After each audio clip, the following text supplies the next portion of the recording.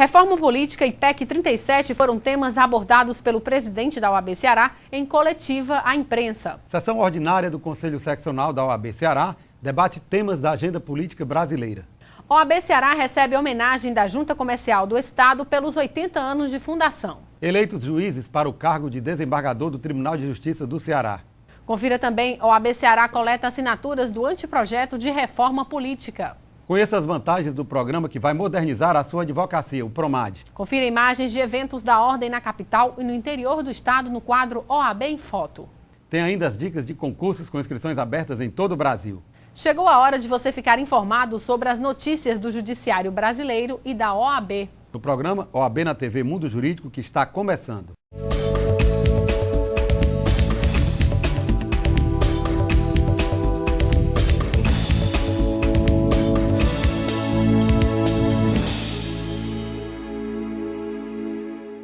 A reforma política e a PEC 37 foram temas abordados pelo presidente da OAB Ceará durante uma entrevista coletiva realizada no dia 25 de junho, na sede da instituição. A reforma política e a PEC 37 foram temas abordados pelo presidente da OAB Ceará durante a entrevista coletiva realizada no dia 25 de junho, na sede da instituição. Na ocasião, Bodetário Andrade Monteiro classificou como inconstitucional a proposta do governo federal de realizar um plebiscito para convocar uma nova constituinte. Nesse contexto, a OAB está coletando assinaturas para uma proposta alternativa de reforma política, sem rupturas radicais com a ordem jurídica e baseada no financiamento público de campanha sem a participação de pessoas jurídicas. Uma proposta, a OAB já tinha feito essa proposta ontem pela manhã, no intuito de propor uma reforma política possível, viável, sem criar uma ruptura institucional, sem permitir a paralisia econômico-financeira do país. E nós apresentamos, eu pedi para distribuir com vocês aí, o projeto de reforma. É algo que, embora pareça simples, mas permite financiamento público de campanha, controle maior por parte do Estado e da população dos gastos com campanha. E nós estamos começando desde ontem, e vamos hoje no Conselho também intensificar a coleta de assinaturas para que a gente possa levar ao Congresso Nacional uma proposta nos mesmos modos do Ficha Limpa, aí chamando já de eleições limpas, com o intuito de trazer do povo, através das dezenas de entidades que discutiram e elaboraram a presente proposta, é um anteprojeto de lei, e que com essa força popular, somando aí todos os pensamentos de melhoria na qualidade eleitoral do Brasil, a gente poder apresentar, sem essa de se fazer um plebiscito para convocar uma constituinte para fazer alteração naquilo que pode ser feito infraconstitucionalmente e sem criar uma ruptura.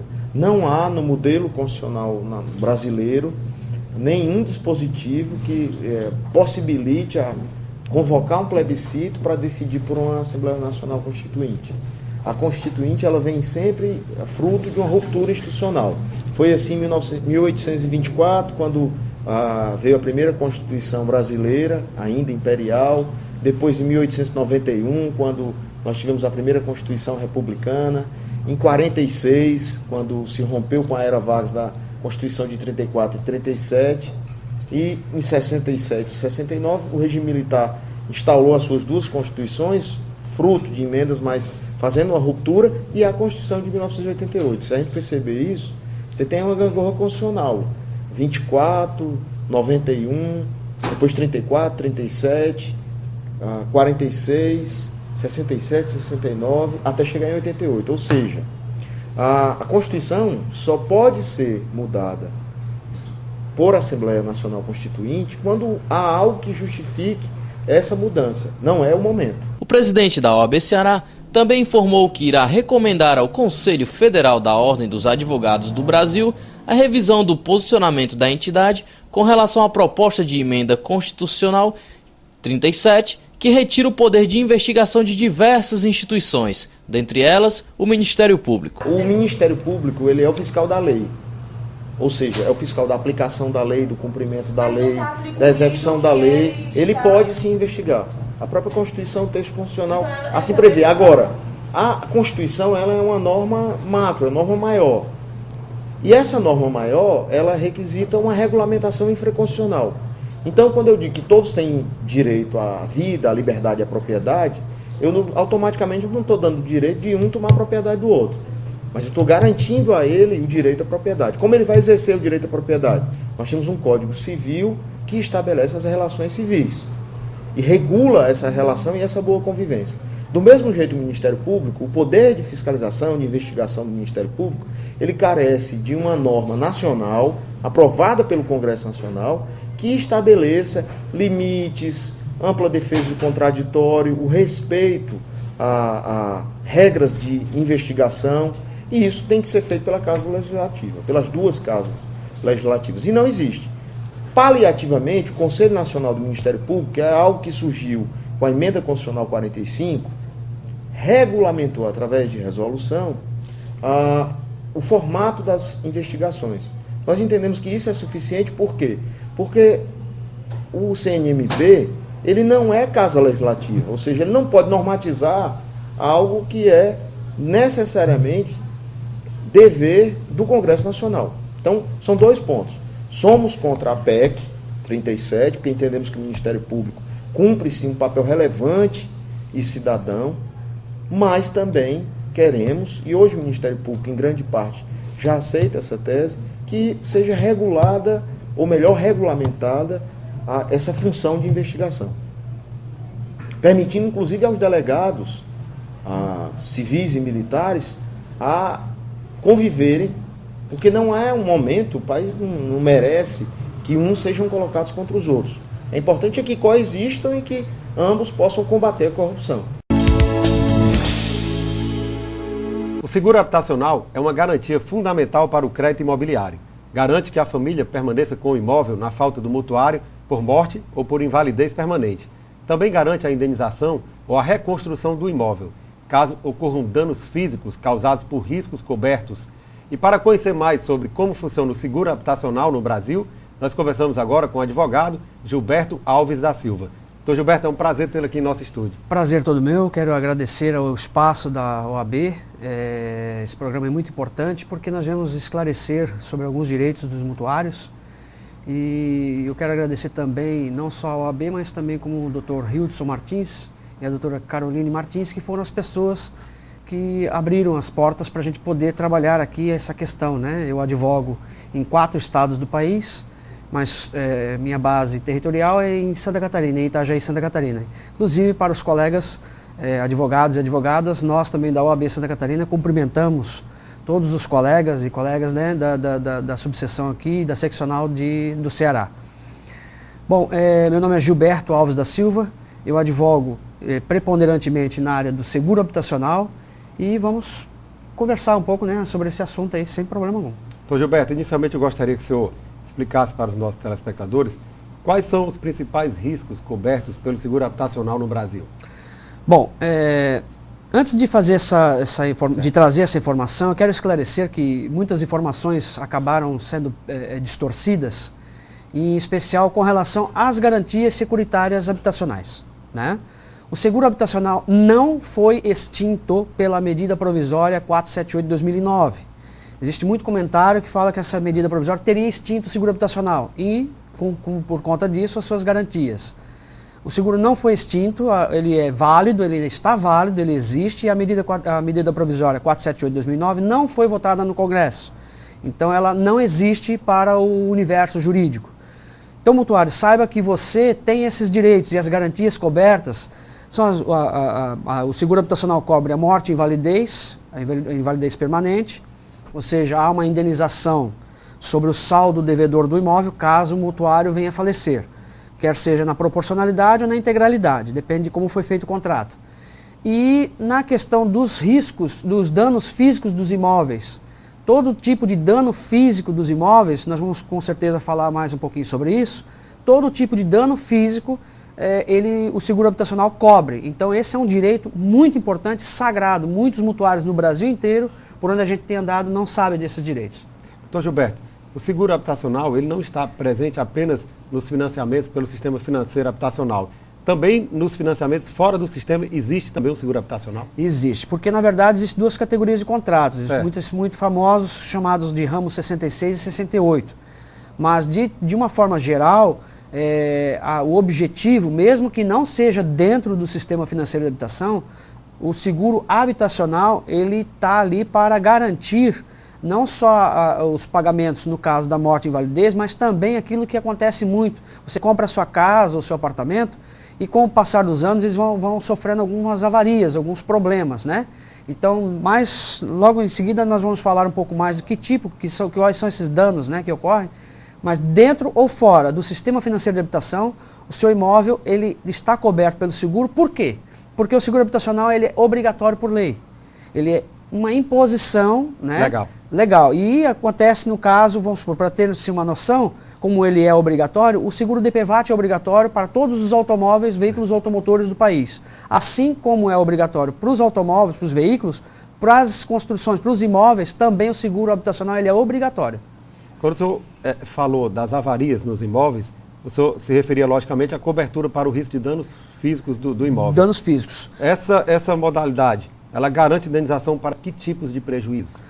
Bom, nós temos aí algumas categorias, tem alagamentos ou inundações, há uma parte do seguro que cobre esse tipo de risco, mas o mais importante que as pessoas não sabem é que rachaduras, tá? Nos apartamentos, você sabe muito bem quem é dono de apartamento, o banheiro de cima que acaba chovendo, abre aspas, no de baixo, ou seja, a água que cai do banheiro de cima, as rachaduras, umidade, cupim, problemas na parte elétrica, no esgoto, na parte hidráulica, problemas de piso, que estufa, sai o piso, você tem que trocar, contrapiso com defeito, trincas nas colunas, nas vigas, o azulejo da cozinha que acaba caindo, o forro da casa que pega cupim, as portas que começam a emperrar, ficam empenadas, apodrecem, todos os tipos de danos físicos. Telhado, as telhas que apodrecem. Porque o que acontece? Quando um telhado desse, de um imóvel, uma casa, por exemplo, ele apodrece ou a telha quebra, a água começa a cair no madeiramento do telhado. E isso vai acabar destruindo essa madeira, ela vai apodrecendo. O cupim também faz o madeiramento ceder, aí o telhado fica o que a gente chama de telhado selado, ele fica curvo. Tudo isso são sintomas de riscos de desabamento ou riscos de desabamentos parciais. Todo tipo de problema dessa natureza no seu imóvel ele está coberto pelo seguro habitacional. Isso nós temos levado essa mensagem para todo o país e inúmeros mutuários já receberam indenizações, inclusive no meu estado de Santa Catarina, que foi o pioneiro nessa tese do seguro habitacional. Lá, a grande maioria dos mutuários da habitação já receberam essas indenizações. E isso em outros estados também. Inclusive nós trabalhamos no Piauí e lá também muitas pessoas já receberam.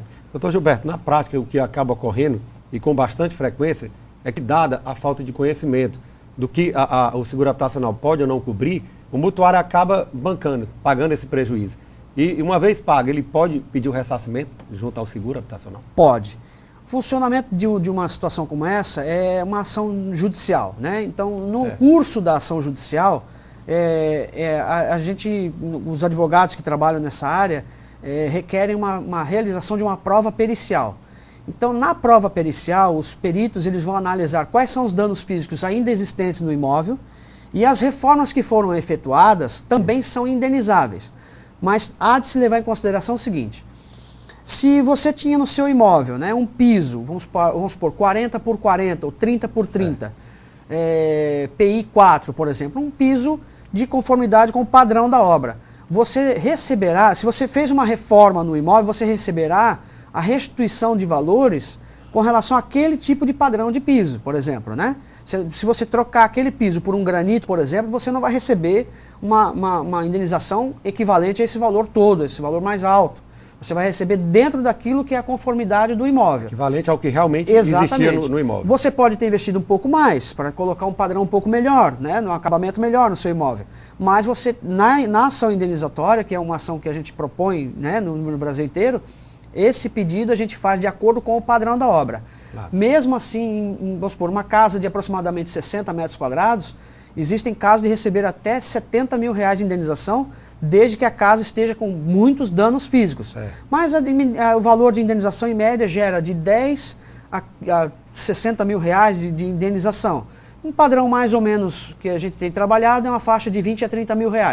Esse é um direito do mutuário e eles precisam saber disso, né? Doutor Gilberto, uma dúvida que está na cabeça de todos os mutuários, acredito eu, no Brasil, é que se o apartamento estiver quitado, ou mesmo em atraso, ainda é possível pleitear o direito à indenização na justiça? É plenamente possível pleitear o direito à indenização, porque se você está com o imóvel quitado, o dano físico do seu imóvel, ele está dentro da vigência da apólice, esteve dentro da vigência da apólice. Ele só pode ser negado o pagamento a partir do momento em que a seguradora notificar você, mutuário, de que você não tem direito a essa indenização. Então, na justiça, o judiciário, inclusive até o STJ, tem reconhecido, mesmo no caso de financiamentos quitados, você tem direito de pleitear essas indenizações. Já está pacificado no STJ. Está pacificado. Inclusive o Código de Defesa do Consumidor lhe assegura um prazo de aproximadamente 5 anos, que é o prazo é de 5 anos, mas aproximadamente 5 anos, porque às vezes às vezes o financiamento ou o seguro fica uma diferença de datas de quitação. Mas o prazo do Código é 5 anos após a extinção do contrato.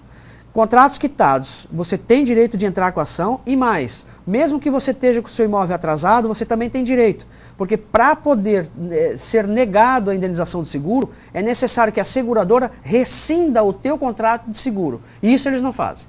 Doutor Gilberto, um ponto importante também que o senhor poderia ressaltar aqui, diz respeito ao que não é coberto, quais são os riscos que não são cobertos pelo seguro habitacional.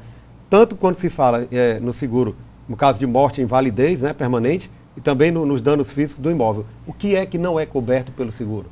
Olha, não é coberto se a pessoa, em primeiro lugar, não é mutuário. Às vezes a pessoa está vivendo com uma outra pessoa, é casado ou vivendo com uma outra pessoa, principalmente naqueles casos que a pessoa não está no contrato, inscrita no contrato, registrada ali no contrato. Então, no caso do marido com a mulher, né? O marido é que é o titular do contrato ali, ele que responde pelos pagamentos. É ele que compõe 100% da renda para o pagamento das mensalidades. Se a esposa falecer, o marido não ganha quitação do contrato, certo? Agora, se o marido falecer e é ele que é o responsável por 100% da renda, aí sim, no caso de morte e invalidez, no evento morte ou invalidez, ele acaba recebendo, a esposa acaba recebendo a quitação do imóvel a partir da data do óbito para frente. Já no caso dos riscos que não estariam cobertos, no caso dos danos físicos, o STJ tem entendido que são nulas as cláusulas que afastam coberturas de riscos do seguro habitacional. Não se deixe enganar por conversas de algumas pessoas mal intencionadas que diz que não há cobertura de riscos. Todo tipo de dano físico do imóvel, mesmo que seja uma causa natural, é um risco que a seguradora está ganhando o dinheiro do mutuário, ela está correndo, é um risco contratual que ela está correndo, ela tem que indenizar. Essas cláusulas que tentam retirar a responsabilidade pela indenização por parte da seguradora são exorbitantes. São ilegais, são abusivas, frente às disposições do Código de Defesa do Consumidor, que é uma lei muito especificamente aplicável ao caso das ações indenizatórias do seguro habitacional. O Código de Defesa do Consumidor garante ao consumidor essas prerrogativas e não há essa história de algumas empresas, sei lá, algumas seguradoras dizer que não existem riscos cobertos.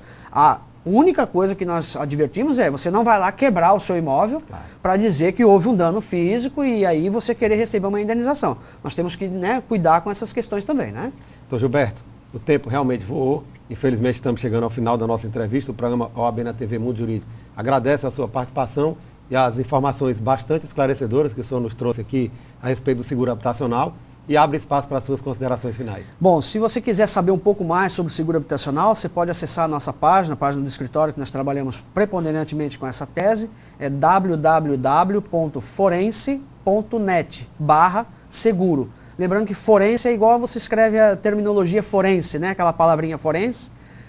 Repetindo, www.forense.net/seguro. Ali tem algumas perguntas e respostas, tem toda essa matéria que acabamos de debater aqui, né? E aproveito também a oportunidade para agradecer muito o espaço da OAB na TV, aqui do Ceará, e faço votos que todos, né, entendam ou se tiver algum esclarecimento adicional, pode entrar lá no site, faça sua pergunta e que você corra atrás desse seu direito, mutuário. Não deixe para trás, não. Esse é um direito seu, vá à luta. Estamos aí para defender a causa do povo mesmo, né?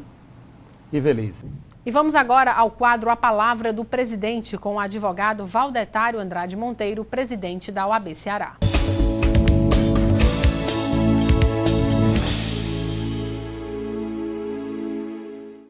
Caros colegas advogados e advogadas, esta semana realizamos mais um sonho. A OAB Ceará, em 2010, criou a Comissão de Direito Sindical.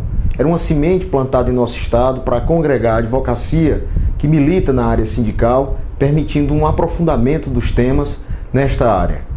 Nessa semana, o Conselho Federal da OAB criou a Comissão Nacional de Direito Sindical. Temos duas cearenses participando.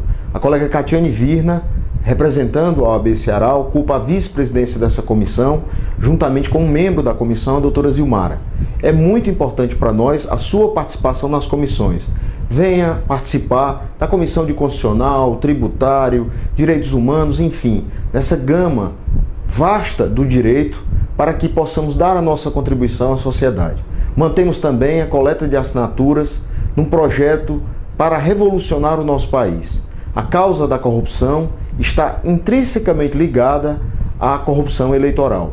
Apresentamos um projeto político para o nosso país e precisamos de 1,5 milhão de assinaturas. É importante a sua contribuição. Vá ao site eleiçõeslimpas.org.br, participe conosco, incentive os seus familiares, os moradores da sua rua, do seu prédio, a assinarem o abaixo-assinado. O projeto de reforma política da OAB é uma contribuição da nossa entidade, da advocacia do nosso país, num momento de dificuldade, de crise, em que as pessoas anseiam melhorias e nós podemos apresentar de forma bem clara, bem nítida, um projeto novo de fazer política no nosso estado, no nosso país, nas eleições que se avizinham.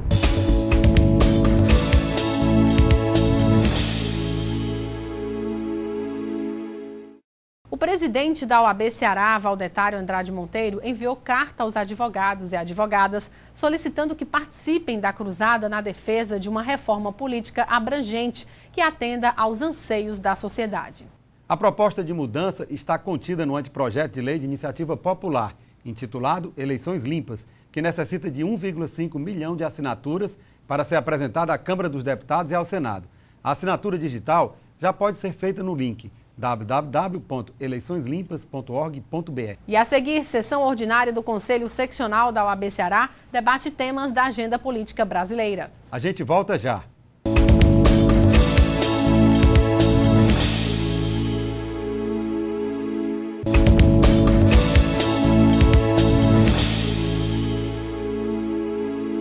Os juízes Raimundo Nonato Silva Santos e Lisete de Souza Gadelha foram eleitos para o cargo de desembargador do Tribunal de Justiça do Estado do Ceará. A eleição ocorreu durante sessão plenária, conduzida pelo chefe da Corte, desembargador Luiz Gerardo de Pontes Bristo. A seccional cearense da Ordem dos Advogados do Brasil, OAB Ceará, recebeu no último dia 26 de junho, durante sessão na sede da Junta Comercial do Estado do Ceará, a JUSEC, uma homenagem pelos 80 anos de atuação na defesa dos direitos dos advogados e da sociedade. A homenagem ao OAB Ceará, requerida pelo vogal da Junta Comercial do Estado do Ceará, JUSEC, Eugênio Vasques, foi aprovada por unanimidade. Durante a sessão, Eugênio Vasques destacou que o reconhecimento aos trabalhos da OAB Ceará devem-se ao fato de a instituição ter a capacidade de se adequar às mudanças da sociedade. Para o presidente da JUSEC, Ricardo Lopes, a homenagem é um reconhecimento aos limites ultrapassados pela OAB Ceará e por também estar acompanhando o desenvolvimento da sociedade. O presidente da seccional cearense, Valdetário Andrade Monteiro, agradeceu a homenagem em nome dos 28 mil advogados que integram a instituição e ressaltou que a OAB Ceará é sempre chamada a opinar sobre todos os acontecimentos que tendem a mudar e construir uma nova nação. Nesse aspecto, Valdetário Monteiro destacou o trabalho das 54 comissões vinculadas à ordem que atuam na garantia de um Estado democrático de direito. A Junta Comercial do Estado do Ceará, JUSEC, é o órgão responsável pelo registro dos atos relativos às empresas e pela guarda dos documentos de constituição e alterações de empresas, preservando assim a sua autenticidade. E para falar sobre as atribuições da Junta e as melhorias empreendidas nesta gestão, nós entrevistamos agora o presidente da entidade, Dr. Ricardo Lopes. Dr. Ricardo, é um prazer tê-lo aqui conosco no programa OAB na TV Mundo Jurídico. Prazer é todo nosso. É importante esse espaço, né, criado por vocês para que a gente possa falar um pouco sobre Junta Comercial do Estado. Com certeza. Inicialmente eu gostaria que o senhor explicasse, falasse para os nossos telespectadores quais são as principais atribuições da Junta Comercial do Estado do Ceará. Bom, a Junta Comercial é um órgão de registro, especificamente de registro público de empresas mercantis no nosso Estado. É um órgão, uma autarquia estadual, cuja natureza jurídica ela tem uma subordinação administrativa ao governo do Estado.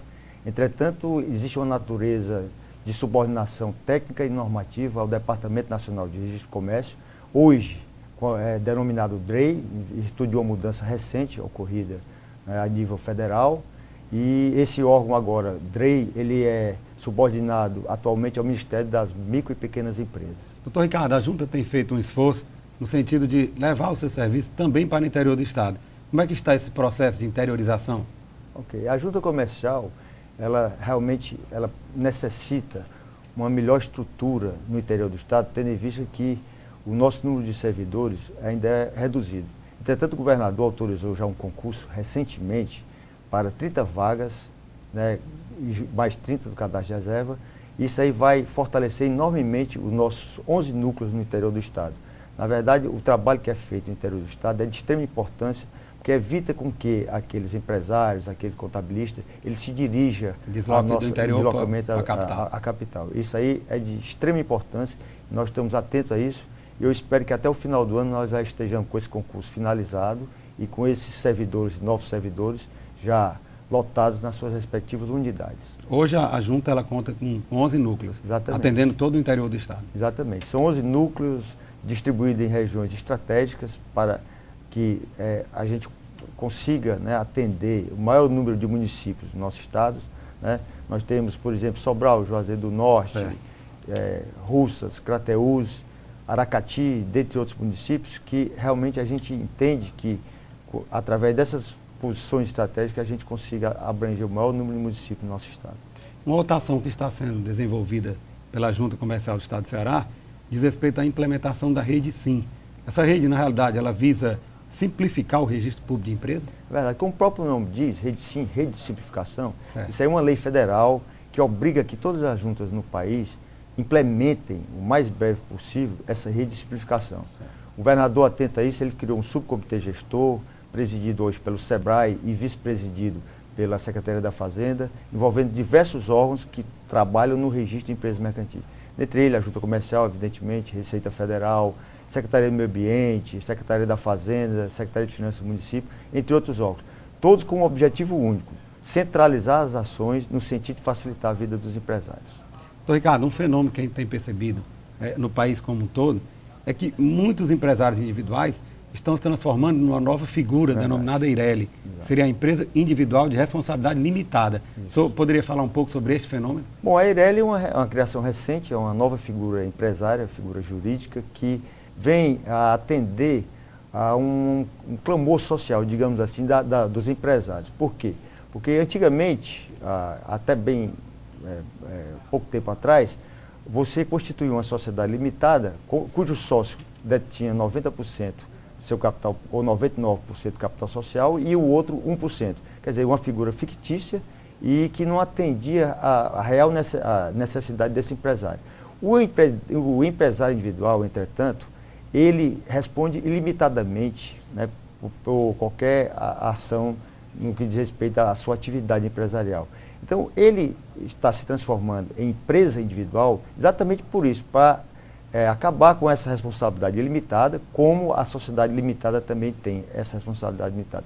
Então, ele trabalha com mais tranquilidade, né, e isso aí dá uma segurança a esse empresário que está se transformando. No que diz respeito à EIRELI, há quem reclame de que há uma exigência no sentido de que o capital social seja algo em torno de 100 salários mínimos, salvo engano. E há quem reclame que diz que é um montante, uma quantia muito elevada. Qual é a sua percepção sobre esta exigência? Eu entendo que o legislador procurou atender a uma espécie de empresário individual, de empresa individual, que não seja aquele microempresário que já está abrangido pela figura do empreendedor individual, que é aquele pequeno empresário que trabalha, digamos assim, sozinho, né, com apenas um ou dois ajudantes, e também não ser aquela sociedade limitada, cujo capital precisa ter um volume maior, né, integralizado. Então, o legislador entendeu que 6 salários mínimos seria suficiente para atender uma certa demanda da sociedade que necessitava dessa segurança jurídica. Doutor Ricardo, a virtualização é um processo que não tem mais volta e que já é uma realidade em todas as esferas de governo. Como é que está hoje o processo de virtualização na Junta Comercial do Estado do Ceará? Bom, a Junta Comercial do Estado do Ceará está totalmente virtualizada, né? É um processo contínuo, realmente, sem volta. No Brasil, nós podemos dizer que 99% de todas as juntas, das 27 unidades da federação, estão virtualizadas. Apenas uma ou outra, mas existe um objetivo concentrado de todos nós, fazendo parte das juntas comerciais, de que todas as juntas comerciais no país tenham um serviço público uniforme. Não adianta a gente ter uma junta trabalhando na excelência e uma junta no outro estado trabalhando aquém das suas necessidades, né? Então, o ideal é que todas as juntas estejam trabalhando no mesmo patamar. Paralela à virtualização, a Junta Comercial do Estado do Ceará ela também está implementou a modernização do sistema de arquivos de documentos. O senhor poderia falar um pouco sobre esta iniciativa? Bom, também faz parte do sistema de virtualização, né? Então, todas as juntas precisam estar com seus arquivos em dia, até porque a junta ela tem uma função cartorária. Então, aquele documento, aqueles atos constitutivos de empresas, eles são definitivos. As juntas comerciais, elas são guardiãs daqueles atos constitutivos, como os cartórios também o são. Então, nós precisamos ter um arquivo atualizado, seguro, para que esses empresários tenham aquela segurança, aquela certeza de que seus atos constitutivos estão bem guardados no serviço público. Um importante serviço prestado pela Junta diz respeito ao registro empresarial imediato. Como é que funciona esse registro imediato? Bom, o registro empresarial imediato, ele diz respeito ao empresário individual. A lei exige que as juntas comerciais, elas analisem os seus documentos de empresários individuais no prazo de 48 horas. Essa ação, ela faz com que um empresário individual tenha sua empresa registrada no prazo máximo de até 2 horas. Isso foi um ganho enorme, até porque o empresário individual representa mais de 70% das empresas que estão constituídas, não só no nosso estado, mas como em todo o país. No país como um todo. É verdade. Doutor Ricardo, há uma preocupação da Junta Comercial também no que diz respeito à estrutura física do órgão. E queria que o senhor falasse um pouco sobre as novas instalações da sala de atendimento, que parece que conta com mais espaço e bem mais confortável. Bom, a sala de atendimento ela faz com que o empresário, o contabilista que tem alguma dúvida no documento que porventura é colocado em exigência, ele tenha o acesso direto aos assessores que fizeram a exigência. Isso aí foi uma inovação no nosso primeiro mandato, na nossa primeira gestão, e que foi replicada nas demais juntas, nas demais unidades da federação. Isso foi um sucesso e que não tem volta, como toda implementação que faz bem à sociedade. Juntamente com esses investimentos na estrutura física, a Junta também criou um sistema de atendimento ao cliente que passa a ser de 2 turnos de 2 horas, na verdade, com 2 assessores. Como é que está funcionando esse sistema de atendimento hoje? Um sucesso, porque o assessor ele tem o contato com o público e quebra aquela visão, aquela ideia do servidor público ser uma pessoa de difícil acesso, o serviço público ser de difícil acesso. Então o servidor, a partir do momento que ele tem o contato com o cidadão, com o empresário, com o contabilista, ele deixe uma transparência maior ao serviço prestado pela Junta Comercial. Então isso aí realmente é de grande valia. Doutor Ricardo, visando melhor atender ao cliente, a Junta ela tem firmado uma série de parcerias com vários órgãos. A exemplo de parcerias firmadas com o Sindlojas, com o Sebrae, com a própria CDL. O senhor poderia falar um pouco sobre essas parcerias? Bom, essas parcerias elas aproximam essas entidades privadas do serviço público. Então, o principal objetivo nosso é essa aproximação. Essas entidades, através dessa parceria, elas disponibilizam estagiários que aprendem a lidar com o serviço público da Junta Comercial E essa parceria é de grande valia porque o cidadão, o empresário, ele sente que o serviço público está próximo da sociedade. Doutor Ricardo, na semana passada a Junta Comercial do Estado do Ceará realizou uma homenagem à Ordem dos Advogados do Brasil, Seccional Ceará, comemorando aí os seus 80 anos de existência. Como tem sido a relação da Junta Comercial com a categoria de advogados? Essa parceria, eu sou advogado há 26 anos, né? Tenho a honra de ser advogado, de exercer a advocacia. Parei um pouco para exercer a presidência da Junta Comercial, mas pretendo voltar em breve, continuo atualizado. E essa parceria da Ordem dos Advogados com a Junta Comercial, ela é definitiva, até porque ela tem assento na Junta Comercial, um assento fixo, criado pela própria legislação, em que ela sempre disponibiliza, tem sempre um representante da Ordem dos Advogados, defendendo não só os interesses dos advogados, como também de toda a sociedade.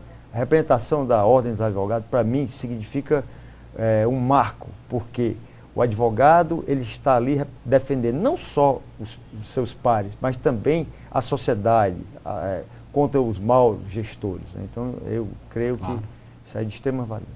Doutor Ricardo, infelizmente nós estamos chegando ao final da entrevista. O programa OAB na TV Mundo Jurídico agradece a sua participação e o parabeniza pelas iniciativas que visam tornar a Junta Comercial do Estado do Ceará cada vez menos burocrática e abre espaço para as suas considerações finais. Bom, eu agradeço a oportunidade de falar um pouco sobre Junta Comercial, porque muita gente não tem essa oportunidade de conhecer melhor a Junta e deixo a Junta Comercial à disposição, não só da Ordem dos Advogados, como toda e qualquer pessoa, cidadão e empresário que queira conhecer a Junta e saber como é que a gente presta esse serviço público de extrema relevância para o nosso Estado. Ivelise Maia. Com uma qualificada participação das comissões temáticas, a sessão ordinária do Conselho Seccional da OAB Ceará, no dia 25 de junho, debateu temas bastante atuais na agenda política brasileira. Com uma qualificada participação das comissões temáticas, a sessão ordinária do Conselho Seccional da OAB Ceará, de 25 de junho, debateu temas bastante atuais na agenda política brasileira. A sessão marcou o surgimento da Comissão de Controle Social dos Gastos Públicos. Bem, na verdade, a nossa iniciativa vem ao encontro de uma proposta já do Conselho Federal da OAB, porque lá no âmbito do Conselho Federal criaram já essa Comissão de Controle Social dos Gastos Públicos. Outras seccionais também já criaram, algumas já instalaram a comissão, e a OAB Ceará também parte na frente com essa criação, com essa inovação, que é uma comissão altamente importante, notadamente o momento histórico em que vivemos, onde a população vai às ruas cobrando priorização nos gastos públicos. É bem verdade que a sociedade deve ser chamada, deve ser convidada a participar, e a OAB vai ceder esse espaço, essa comissão propiciará esse espaço de discussão e encaminhamento para a confecção das peças orçamentárias no âmbito dos legislativos municipais e também estadual, no sentido de que possa contribuir com a melhor aplicação dos recursos públicos para aquilo que seja essencial para a própria sociedade e o povo em geral.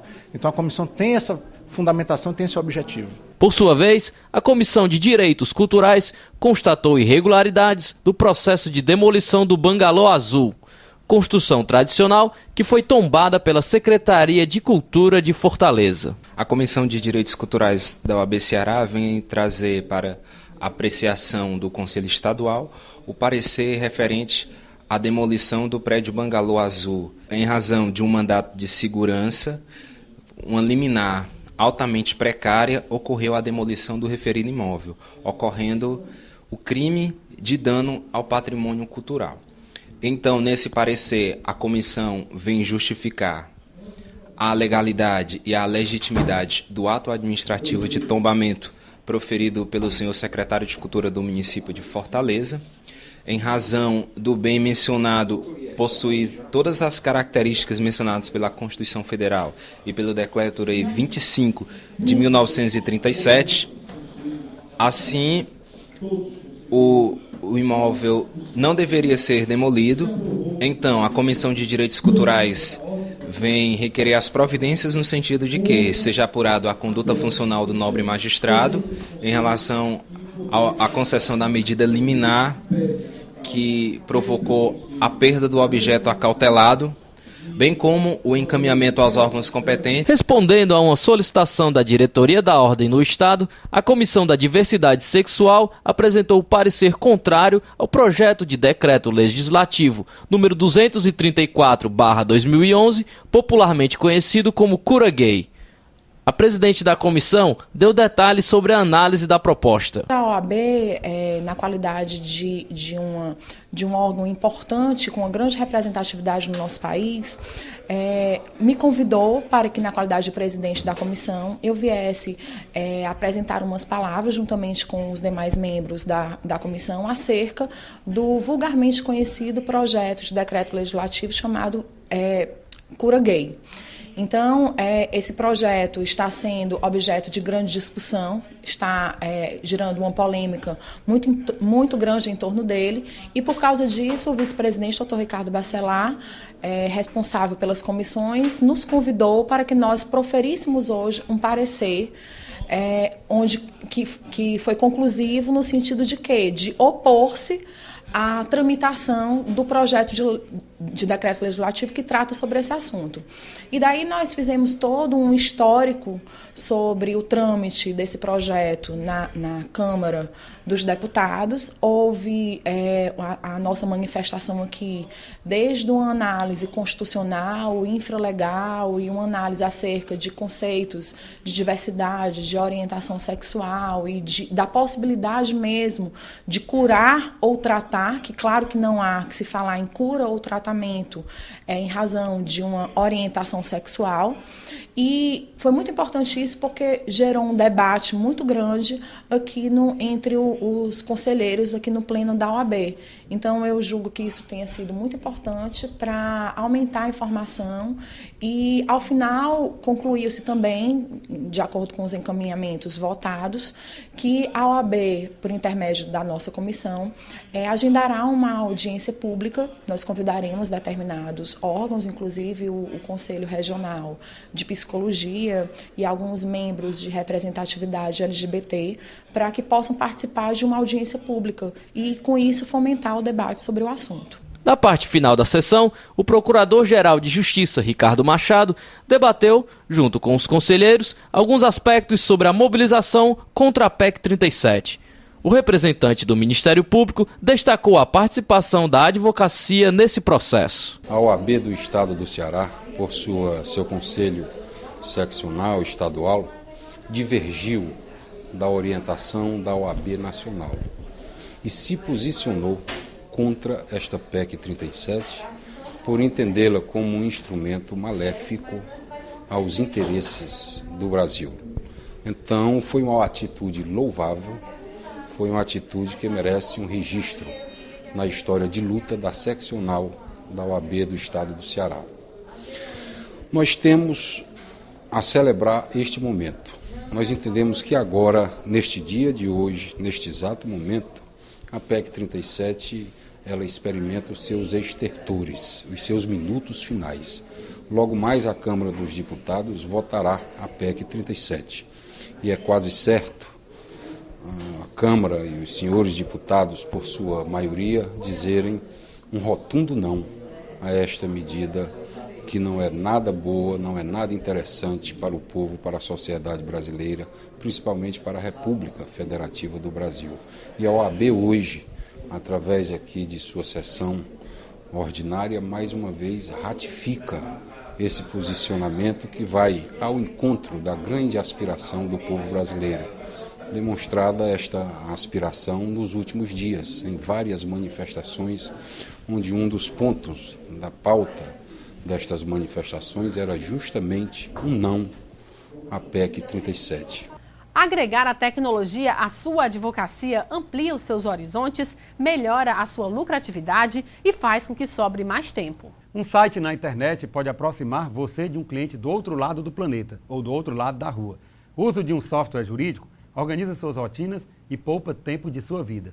Estes benefícios são gratuitos para os participantes do PROMAD por um longo período de testes, que varia de 6 meses a 2 anos. E passados os testes gratuitos, os preços são amplamente subsidiados pelo PROMAD. Invista um pouco do seu tempo em tecnologia.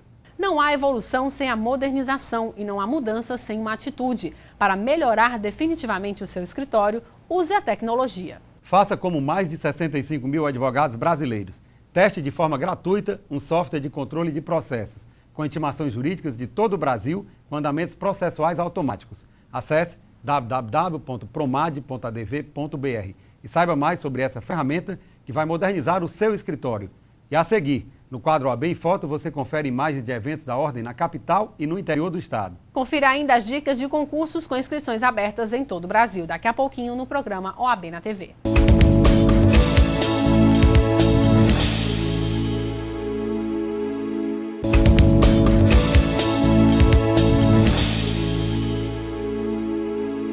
A Previdência Complementar fechada no Brasil vem crescendo a cada ano. O brasileiro percebeu que é preciso pensar no futuro, poupar hoje para ter mais qualidade de vida amanhã. Essas pessoas, quando tiverem tempo, terão também dinheiro para desfrutar bons momentos. Na prática, os planos de Previdência Complementar funcionam como uma poupança. É um investimento de longo prazo e uma forma de investir bem flexível e transparente, em que você pode acompanhar através de extratos a rentabilidade dos seus investimentos. Formar uma reserva financeira para realizar um sonho e planejar uma aposentadoria segura a longo prazo, além de uma renda para o caso de invalidez e uma pensão paga aos seus beneficiários caso ocorra alguma fatalidade. Estes são os principais objetivos de quem já aderiu ao Plano de Benefícios Previdenciários do advogado OAB Prev Ceará. Não perca tempo, faça já o seu plano de previdência complementar e garanta o seu futuro. Para mais informações, ligue para 3464-3991. E agora chegou a hora de você conferir as dicas dos principais concursos com inscrições abertas em todo o Brasil, na agenda que o programa OAB na TV Mundo Jurídico preparou para você. Tribunal de Contas do Estado do Rio Grande do Sul, inscrições até 12 de julho. Mais informações pelo site www.cesp.nb.br. Ministério da Justiça, inscrições até 8 de julho. Mais informações pelo site www.pciconcursos.com.br. E vamos ao quadro OAB em Foto. É só mandar uma foto sua sobre algum evento ligado à advocacia no e-mail oabnatv@oabce.org.br.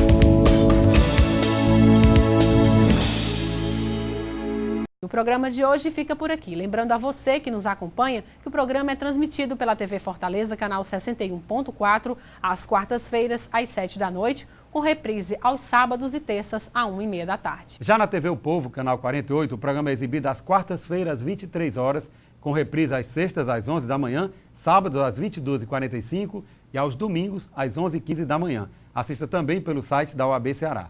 Aqui você fica informado sobre as atividades da Ordem dos Advogados do Brasil, Secção Ceará, e as ações desenvolvidas em apoio aos advogados e à população do nosso estado. Caso você queira enviar sugestões, é só mandar um e-mail para a gente. Anote aí, oabnatv@oabce.org.br ou através do Twitter, @OABCE. Obrigada pela companhia e até a semana que vem. Até lá!